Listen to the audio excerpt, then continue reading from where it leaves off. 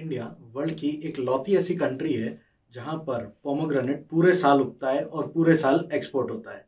अगर आप भी अनार के एक्सपोर्ट के बारे में जानना चाहते हैं तो इस वीडियो को पूरा एंड तक ज़रूर देखें।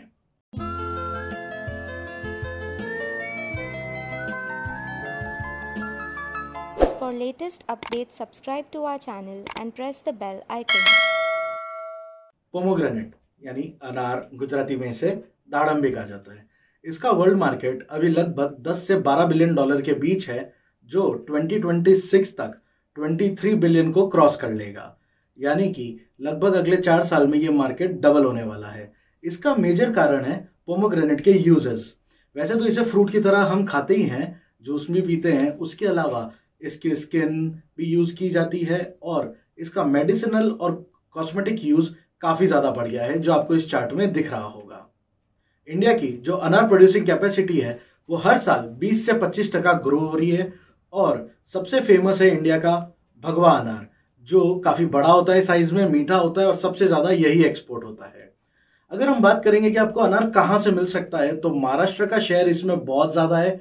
लगभग 66% अनार महाराष्ट्र से आता है। उसके बाद कर्नाटका, गुजरात, आंध्र प्रदेश और तमिलनाडु जैसे रीजन से आपको अनार मिल सकता है। अनार की क्वालिटी उसके साइज से नापी जाती है। काफी अलग अलग रीजन में इसको अलग अलग तरीके से मापा जाता है। कोई इसको किंग अनार, क्वीन अनार, प्रिंस अनार कहेगा, कोई सुपर लार्ज, लार्ज, मीडियम कहेगा। पर इंडियन गवर्नमेंट ने जो इसको कैटेगराइज किया है वो किया है ABCDE में, जिसमें A सबसे बड़ा अनार है, जो आपका एक अनार 400 ग्राम का होगा इन वेट और उसका डायमीटर होगा मिनिमम 90 मिलीमीटर। उसी साथ आप जब ई वाला अनार को देखेंगे वो सबसे छोटा है, जिस एक अनार का वेट होना चाहिए आपका 200 ग्राम और उसका साइज होना चाहिए 50 मिलीमीटर।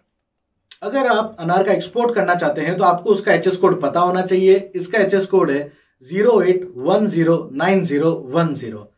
कोई भी चीज एक्सपोर्ट करने के लिए, किसी भी चीज का ट्रेड करने के लिए आपको गवर्नमेंट के साथ अपनी कंपनी रजिस्टर करवानी पड़ेगी। इसमें आप चाहें तो proprietorship, partnership, limited liability, private limited या पब्लिक लिमिटेड कंपनी रजिस्टर करवा सकते हैं। आपको साथ में जीएसटी रजिस्ट्रेशन भी कराना होगा और अगर आप एक्सपोर्ट करना चाहते हैं तो आपको एक्सपोर्ट लाइसेंस लेना होगा, जिसे हम कहते हैं EIC कोड। अनार का बिजनेस करने में सबसे इंपॉर्टेंट जो चीज आपको ध्यान रखनी है वो है उसकी पैकेजिंग। अगर आपकी पैकेजिंग में कमी रह गई या फिर वो अप टू द मार्क नहीं हुई तो आपका प्रोडक्ट डैमेज हो सकता है। वैसे तो ये पार्सल किया जाता है कॉरुगेटेड बॉक्सेस में, जिन्हें हम आसान भाषा में गत्ते के बॉक्स कहते हैं।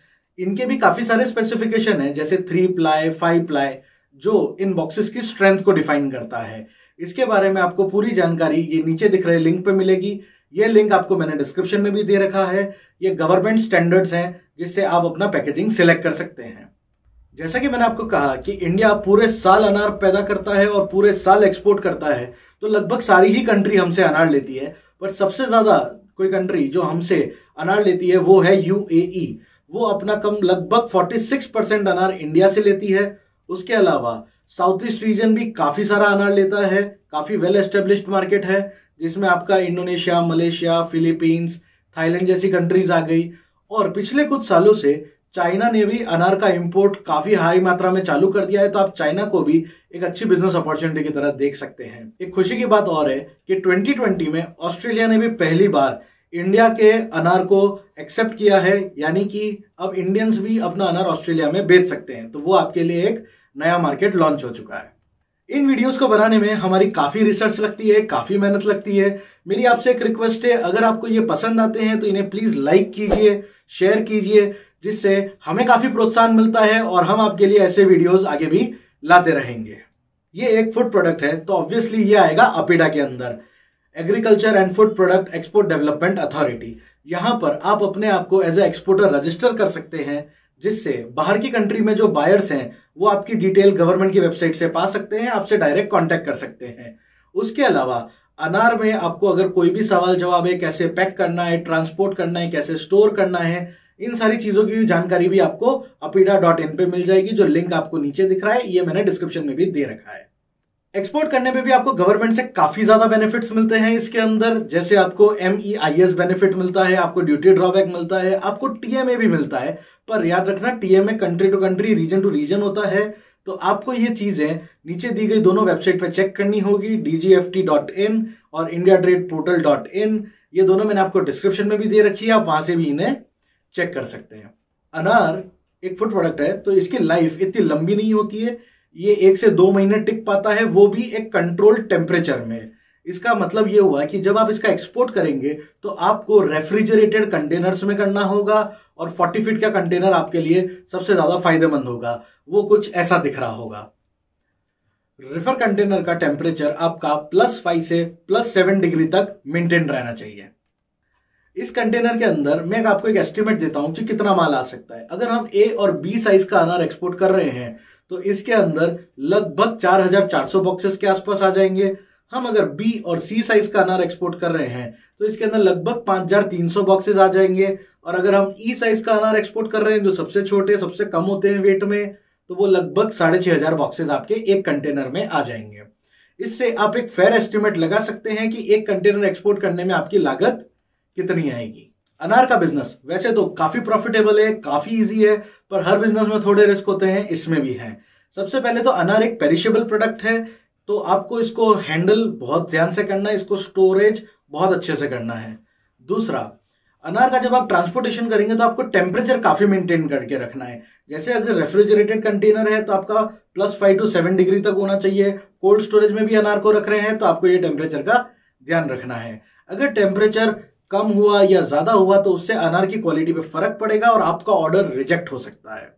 अनार की पैकेजिंग काफी इंपॉर्टेंट है, क्योंकि जब हम कहीं पर भी किसी सामान को बेचते हैं तो वो 10 जगह चढ़ता है, उतरता है, एक हाथ से दूसरे हाथ जाता है। इस बीच में भी आपका प्रोडक्ट डैमेज हो सकता है, इसलिए आपको पैकेजिंग में कमी नहीं रखनी है। अगर आपके अनार साइज के हिसाब से आपको 5 प्लाई का बॉक्स चाहिए तो प्लीज 5 प्लाई का ही लाइए, वहां पर कॉस्ट कटिंग मत कीजिए। पैकेजिंग में थोड़ी सी कॉस्ट बचाने जाएंगे, हो सकता है आपका पूरा शिपमेंट फेल हो जाए।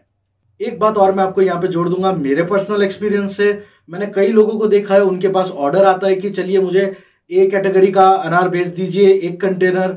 वो क्या करते हैं, 80 to 85% तो ए कैटेगरी का रखते हैं, बाकी का जो 10-15% है वो बी और सी कैटेगरी के अनार उसके अंदर मिक्स कर देते हैं। ऐसा प्लीज बिल्कुल मत कीजिए। आप जहां पर भी एक्सपोर्ट करते हैं तब इंपोर्टर एक एक आइटम को चेक करता है, और अगर ये गड़बड़ पकड़ी गई तो वो आपका पैसा तो रोकेगा ही रोकेगा, साथ ही आपको उस कंट्री में ट्रेड करने से भी बैन कर सकता है। इसलिए प्लीज क्वालिटी स्टैंडर्ड्स को मेंटेन कीजिए, वहां पर आप बिल्कुल भी कॉम्प्रोमाइज नहीं करिएगा। आशा करता हूं आपको ये वीडियो काफी पसंद आया होगा। अगर मुझसे कोई टॉपिक छूट गया है या कम एक्सप्लेन हुआ है तो आप प्लीज कमेंट बॉक्स में बताइए, हम आपकी क्वेरी वहां पे सॉल्व करेंगे। वीडियो एंड तक देखने के लिए धन्यवाद।